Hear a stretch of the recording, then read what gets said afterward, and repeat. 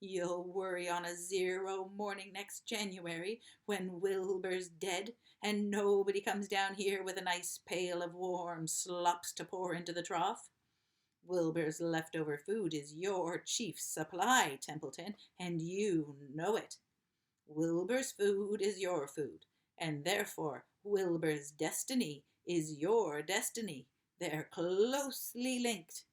If Wilbur's killed and his trough stands empty day after day, you'll grow so thin we'll be able to look right through your stomach and see objects on the other side. Templeton's whiskers quivered. Maybe you're right, he said gruffly. I'm making a trip to the dump tomorrow afternoon.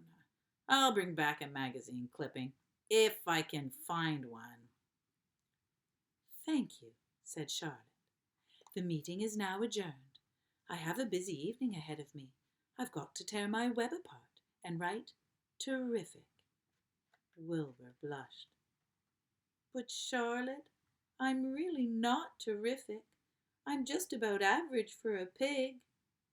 Oh, Wilbur, you're terrific as far as I'm concerned, replied Charlotte sweetly, and that's what counts.